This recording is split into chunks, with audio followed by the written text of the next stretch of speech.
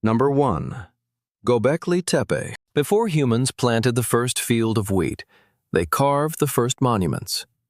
Imagine standing on a dry, wind-swept plateau in southeastern Anatolia, 11,500 years ago. There are no cities anywhere on Earth. There is no pottery, no written language, and no agriculture. The human race consists entirely of hunter-gatherers, moving across the landscape in small, mobile bands, surviving day to day on what they can forage and kill. And yet, rising from the limestone bedrock, massive T-shaped stone pillars are emerging from the earth. This is Göbekli Tepe. Dating back to roughly 9,600 BCE, it is a monumental complex that shatters the established timeline of human civilization.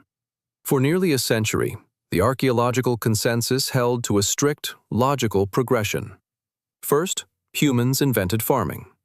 Agriculture provided a stable, predictable food supply, which allowed people to settle in one place. Settlement led to the division of labor, which finally allowed for the creation of religion, complex art, and monumental architecture. Göbekli Tepe proved the exact opposite. The site is built on a staggering scale. The central enclosures are composed of massive limestone pillars, some standing over 18 feet tall and weighing between 10 and 20 tons. They were quarried from the surrounding bedrock using nothing but flint tools, stone hammers, and human muscle. Once erected, these massive pillars were connected by thick stone walls to form highly organized, subterranean circular spaces. But the pillars are not just rough blocks of stone. They are highly stylized, abstract representations of the human form, complete with arms and hands folded over carved belts. Covering their surfaces is an explosion of three-dimensional, high-relief art. Scorpions, foxes, wild boars, snakes, and vultures climb across the stone, carved with a level of specialized artistic skill that supposedly did not exist in the hunter-gatherer world. The sheer logistics of Göbekli Tepe represent an engineering paradox. Moving a single 15-ton megalith without wheels, pulleys, or draft animals requires hundreds of coordinated laborers. Feeding hundreds of laborers in one location requires a massive, stable surplus of food. But the thousands of animal bones excavated around the pillars show no signs of domestication. The builders of Göbekli Tepe were eating wild gazelle, aurochs, and wild boar. They were definitively, undeniably, hunter-gatherers.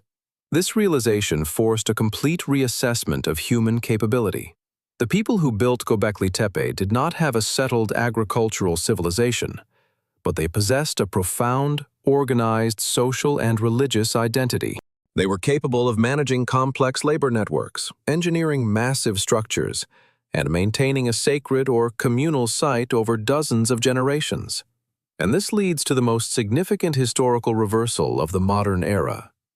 Because Göbekli Tepe required such massive amounts of food to support its builders and the surrounding communal gatherings, researchers now suggest that the desire to build monuments may have directly driven the invention of farming. In order to sustain the enormous workforce at Göbekli Tepe, these hunter-gatherers began intensely harvesting wild einkorn wheat, which grows naturally in the surrounding hills. Over centuries of gathering and processing this grain, human intervention likely led to its domestication. In other words, the monument did not come after the farm. The monument created the farm. The evidence from Göbekli Tepe suggests that the human drive to gather, to organize, and to leave a permanent mark on the landscape is much older than our desire to settle down. The monument was not a byproduct of civilization. It was the catalyst.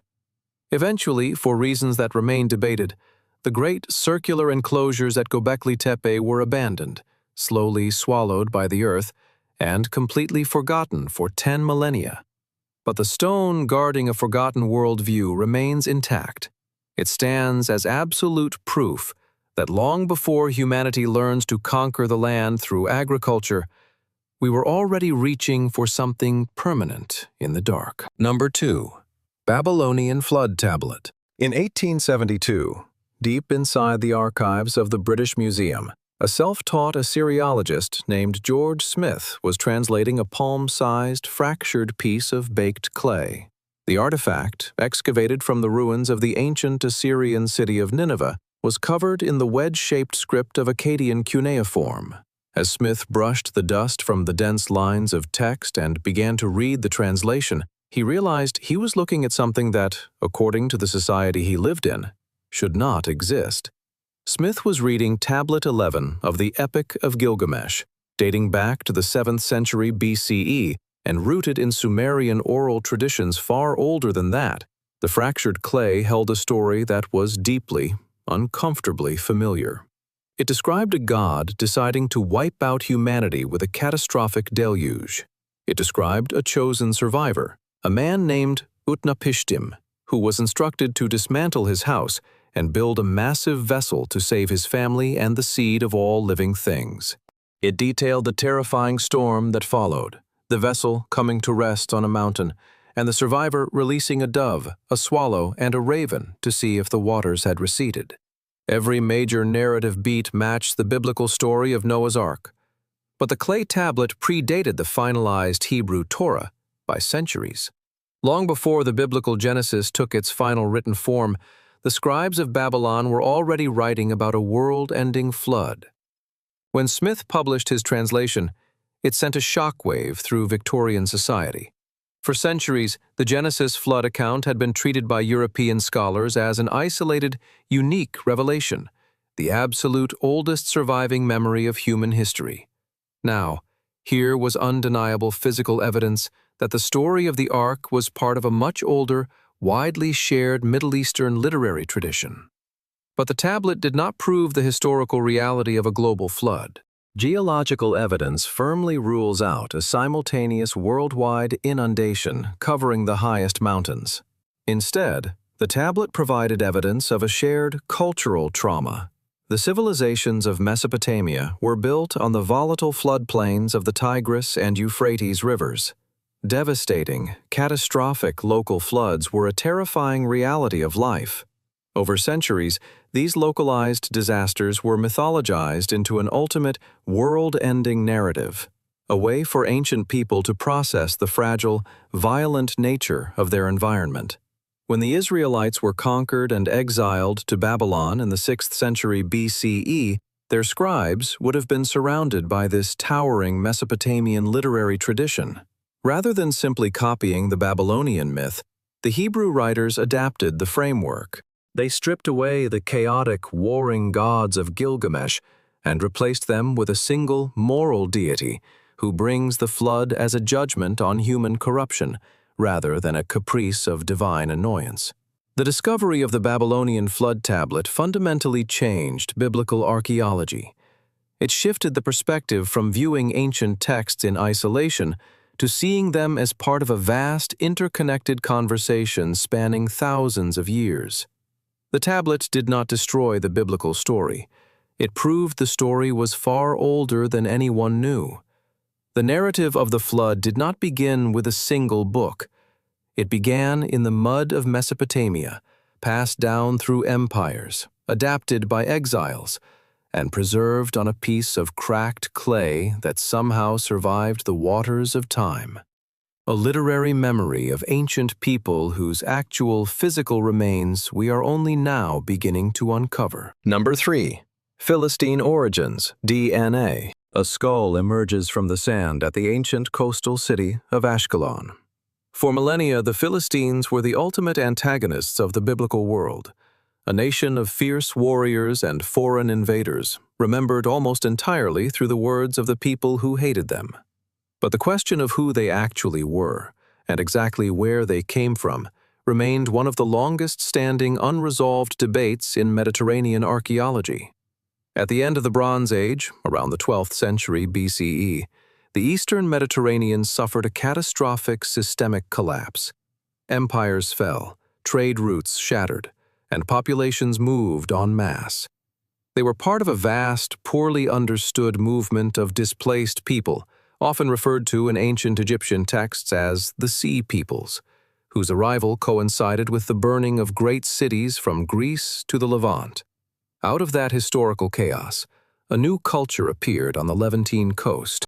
Their material culture, specifically their intricately painted pottery, looked remarkably Aegean, completely different from the indigenous Canaanite traditions of the surrounding region. But pots can be traded. A change in pottery alone could not prove if a massive maritime migration of foreign people had occurred, or if local populations simply adopted a popular imported style. To answer the question, archaeologists needed the people themselves. When an ancient Philistine cemetery was fully excavated at Ashkelon, geneticists were finally able to test the remains.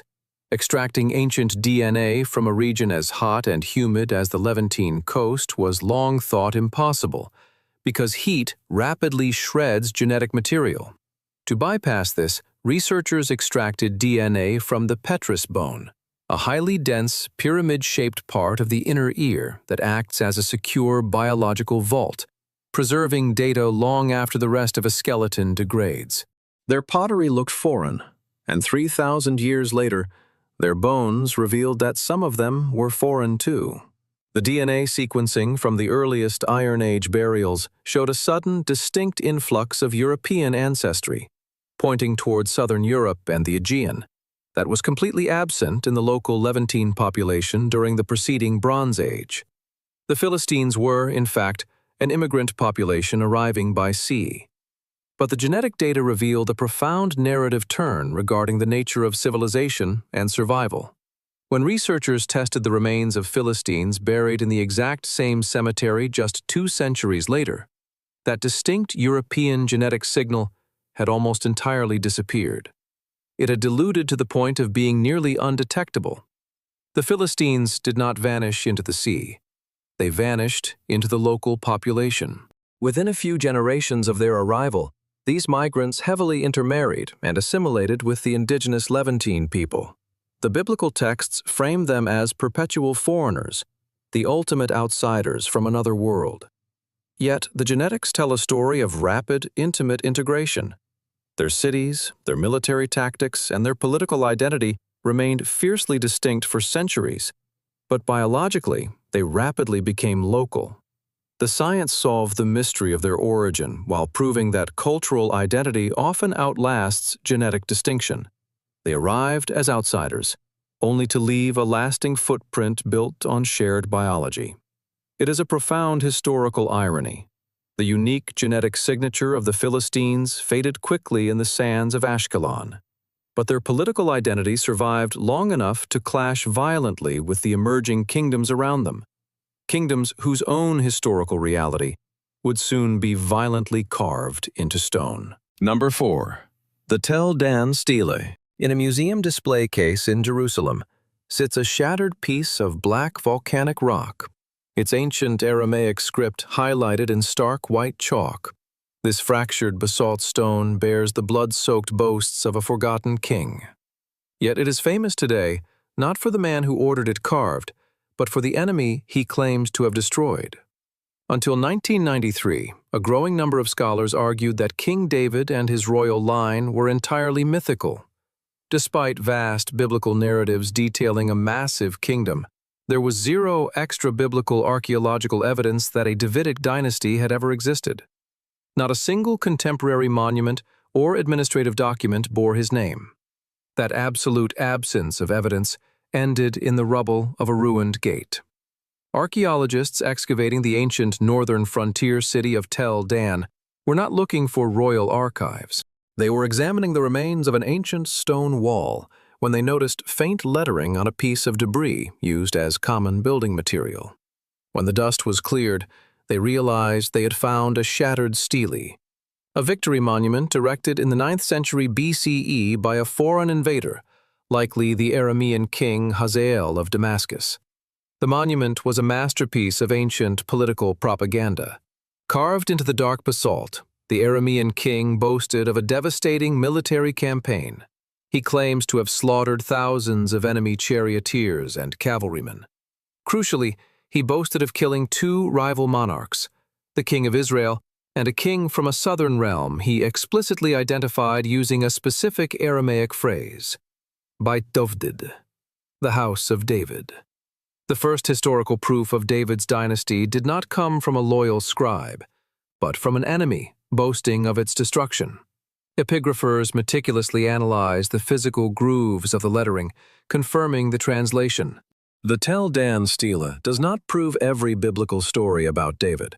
It does not confirm the tale of Goliath or the borders of a vast empire. What it absolutely confirms is the political reality of his legacy. By the 9th century BCE, the southern kingdom of Judah was known to its enemies simply as the House of David. But the survival of this evidence relies on a spectacular historical irony. When Israelite forces eventually recaptured the city of Dan from the Arameans, they sought to erase the humiliation of their previous defeat. They violently smashed the enemy victory monument. Yet, instead of grinding it into dust or throwing it into a river, they repurposed the broken fragments as cheap building material to construct a new wall.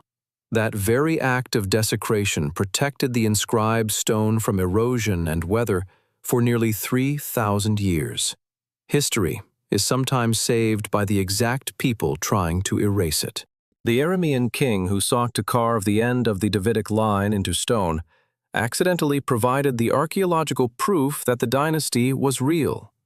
It is a profound reversal of fortune, preserving a royal name that would soon face an even greater threat, forcing its kings to carve their physical survival into the bedrock of their capital. Number 5.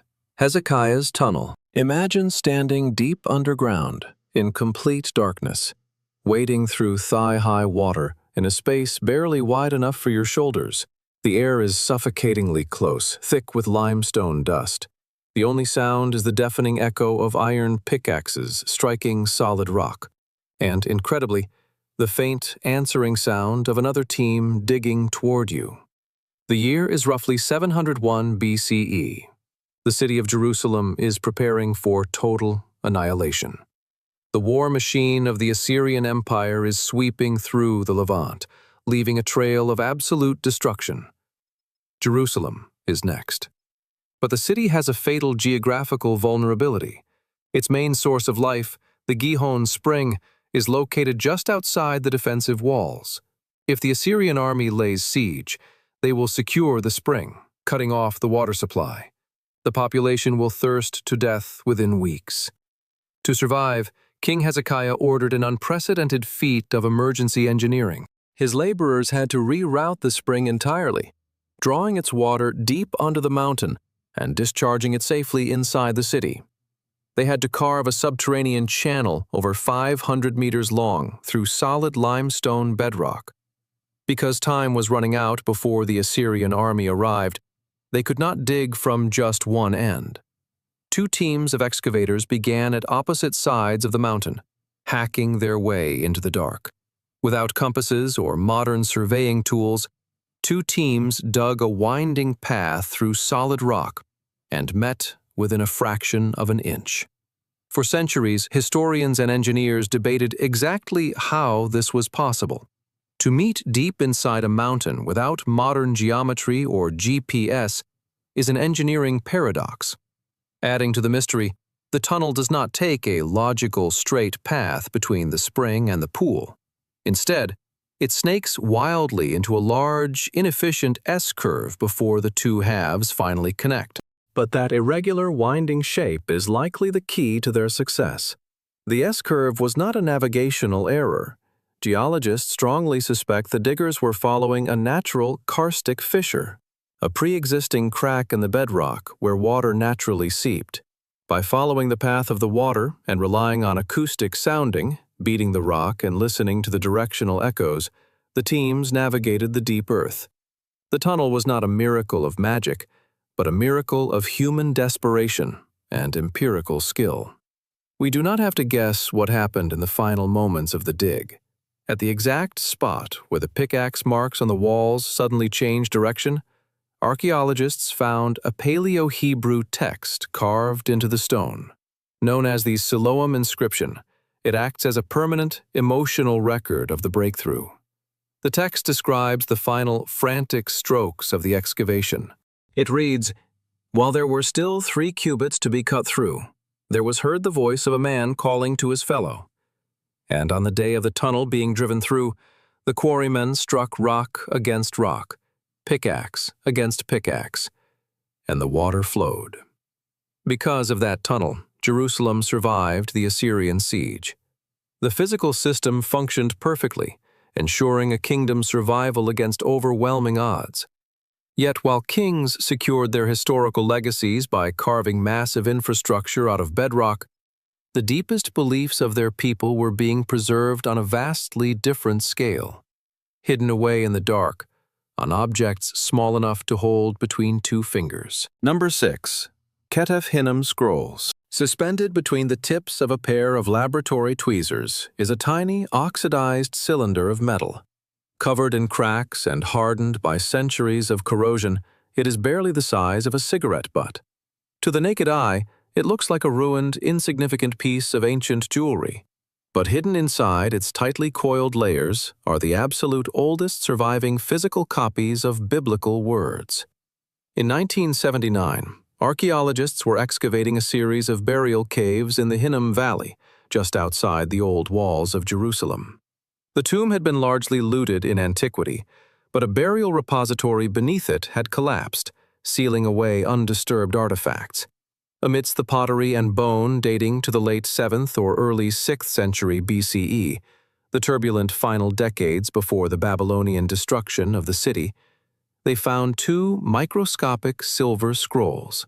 Known today as the Ketef Hinnom Scrolls, the artifacts presented conservators with an immediate, agonizing problem. Because the silver was 99% pure, centuries of burial had made it terrifyingly brittle. Any attempt to physically unroll the scrolls by force would shatter the metal into dust, permanently destroying whatever secrets they held.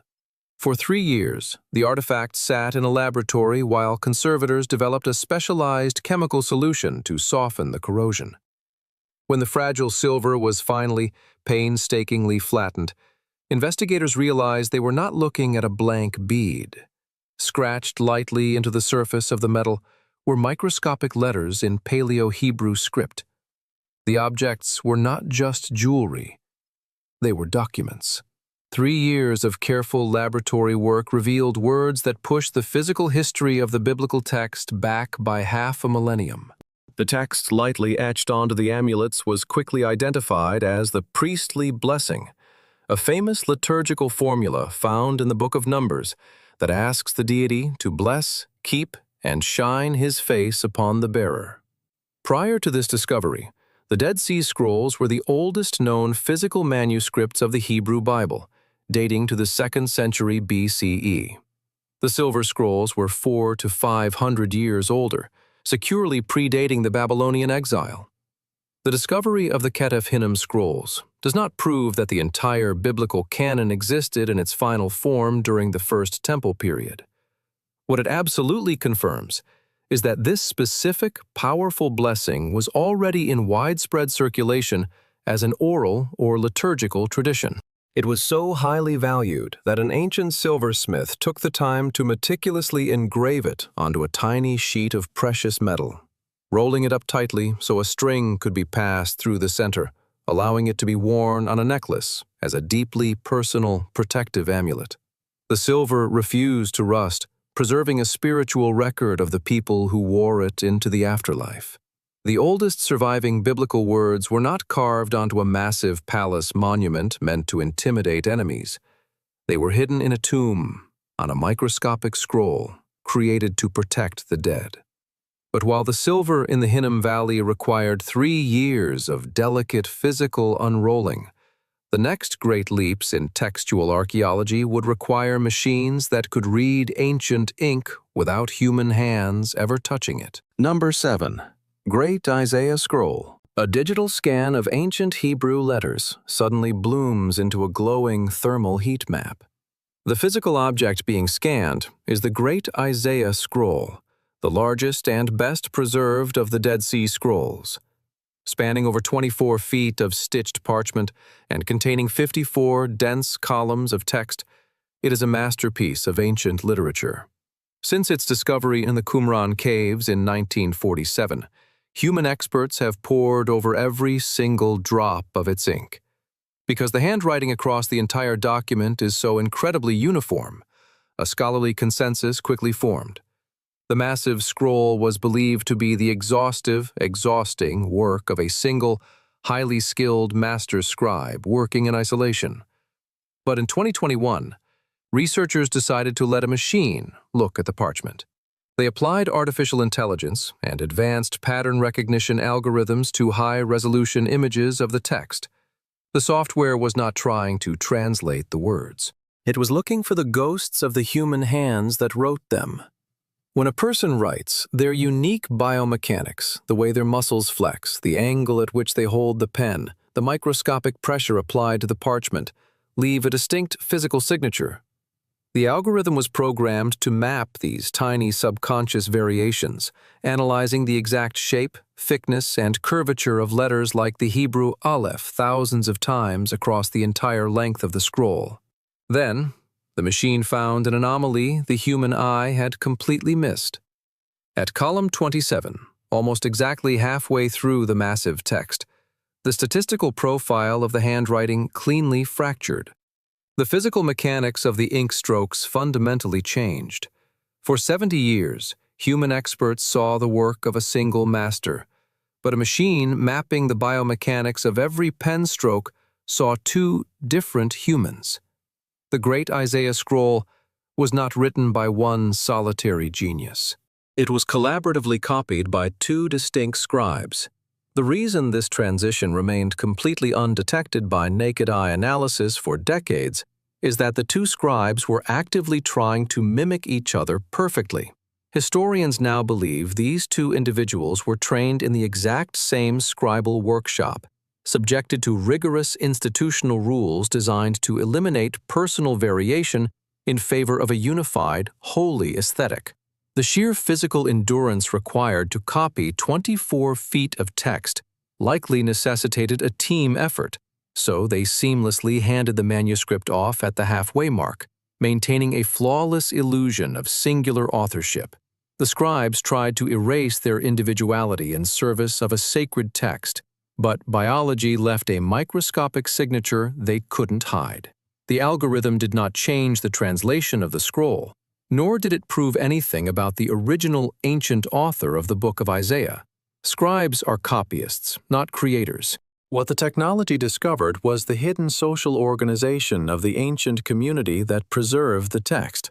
It brought to life a human collaboration that had been quietly locked inside the ink for over 2,000 years. Modern technology had successfully read the invisible biomechanical data left on a perfectly preserved piece of parchment.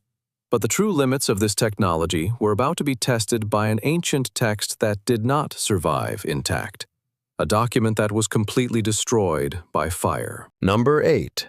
The En-Gedi Scroll. In a secure display case sits a fragile lump of black carbonized ash. To the naked eye, it looks like a piece of burnt charcoal or a ruined cigar. But this shattered piece of debris is actually a sacred text. During the 6th century CE, a devastating fire swept through the Jewish settlement of En-Gedi, an oasis near the Dead Sea. The flames consumed the community's synagogue, incinerating the holy ark where the scriptures were kept. When archaeologists excavated the ruins in 1970, they found the remains of the library. The scrolls had been subjected to such extreme heat that they had completely carbonized, fusing into solid lumps of brittle charcoal. For 40 years, the charred lump sat in storage. It represented an agonizing archaeological paradox. Everyone knew it was a book, but any physical attempt to open it, even the slightest pressure from a conservator's tools, would instantly crush the fused layers into meaningless dust. It was considered a total loss, an artifact doomed to remain sealed forever. Then, technology finally caught up to the artifact. Researchers applied a revolutionary, non-invasive process called virtual unwrapping. They placed the lump inside a micro-CT scanner, a machine typically used in medicine, to create a high-resolution volumetric 3D map of its internal structure. But simply seeing the tightly rolled layers of ash was not enough. To actually read the text, researchers had to find the ancient ink hidden inside the black carbon. Fortunately, the scribes of En-Gedi used an ink containing heavy metal elements. While the animal skin had carbonized in the fire, the metallic ink remained microscopically denser than the surrounding ash. The software did not guess the words. It mapped the density of the ash to find the ghost of the ink. Using advanced segmentation algorithms, the software digitally traced the warped layers of the scroll. It isolated the microscopic density changes where the ink rested, and then virtually flattened the chaotic 3D model into a readable, two-dimensional image, without human hands ever breaking the fragile surface of the charcoal. The computer successfully peeled back the layers of ash. Glowing on the monitor, perfectly legible, was the ancient Hebrew text of the Book of Leviticus. Paleographic analysis placed the creation of the scroll around the 3rd or 4th century CE, bridging a massive historical gap between the Dead Sea Scrolls and medieval texts. The successful unwrapping created a new paradigm in digital archaeology. It proved that a damaged text no longer needs to be physically opened to be read. The scroll was destroyed by fire, but saved by data. In a profound historical irony, the intense heat that burned the synagogue did not erase the text. It effectively fossilized the parchment, locking the words inside a carbon vault until humanity developed the tools to look inside. The physical texts of the ancient world survived through fire and earth, but an even older, living archive was about to be discovered, one carried quietly inside human biology. Number 9. The Kohanim DNA. A cotton swab sweeps the inside of a modern man's cheek in New York. On the surface, it looks like a routine genetic test, but this microscopic sample of DNA is tied to a cultural title that has crossed continents and survived for thousands of years. The man claims a specific ancient heritage. He is a Kohen. In Jewish tradition, the Kohanim are the priestly class, tracing their origin back to Aaron, the brother of Moses. Unlike other tribal affiliations, the title of Kohen is strictly patrilineal. It can only be passed directly from a father to his son.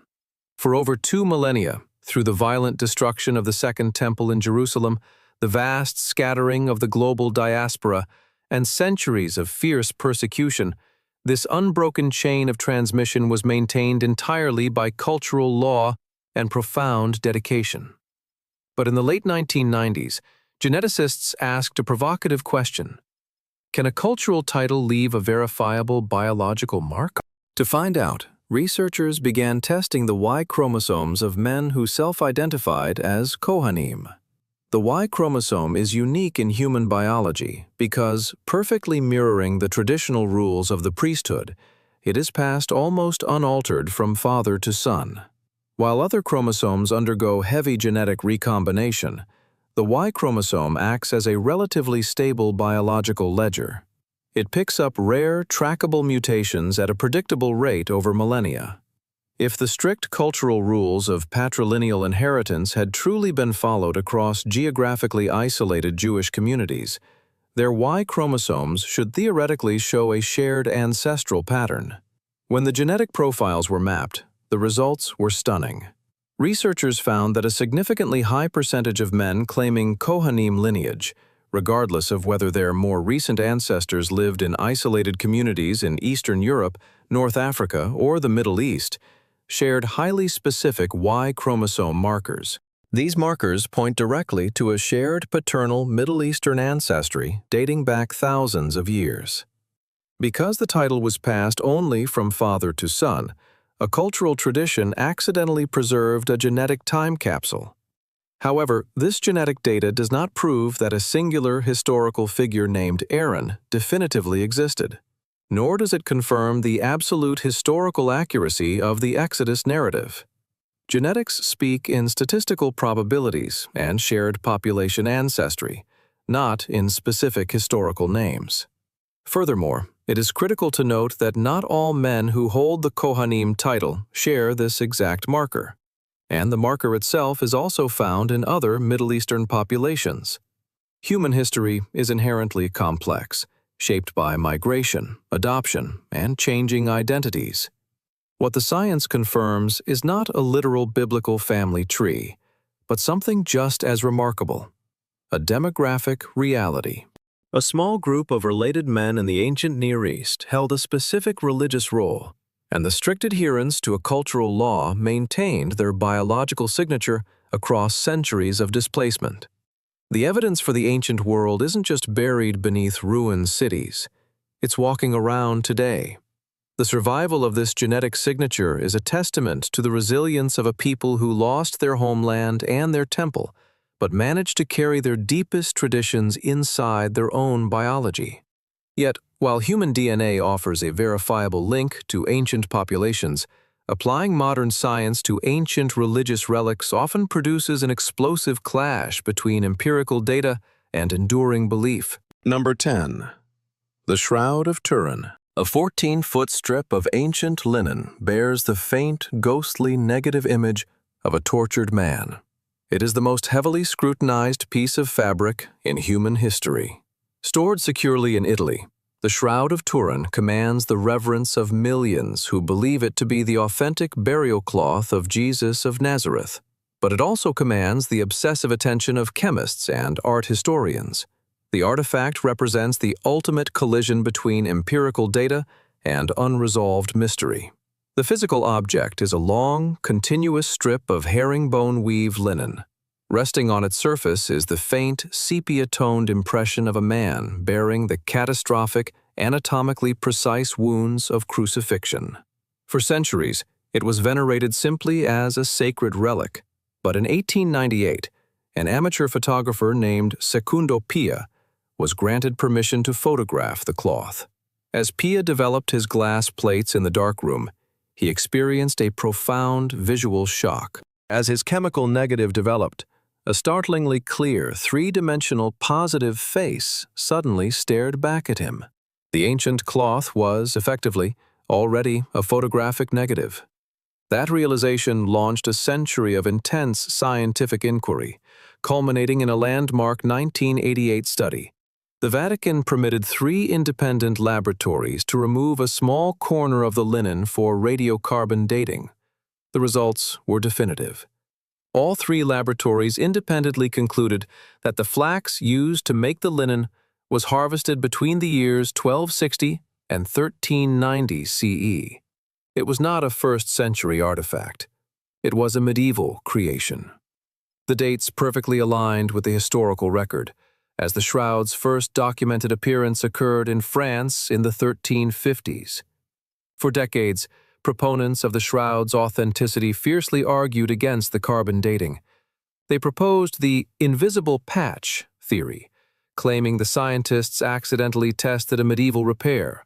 However, in 2026, rigorous new testing on the exact textile fragments left over from the 1988 samples dismantled this defense. Microscopic analysis confirmed the sample threads matched the main body of the cloth flawlessly, with no evidence of significant contamination. The chemistry is unyielding. The cloth dates securely to the Middle Ages. And yet, the debate did not end. While science has definitively dated the linen, it struggles to explain the image. The radiocarbon data points firmly to the Middle Ages, but the image itself behaves like a technology that should not have existed for another 500 years.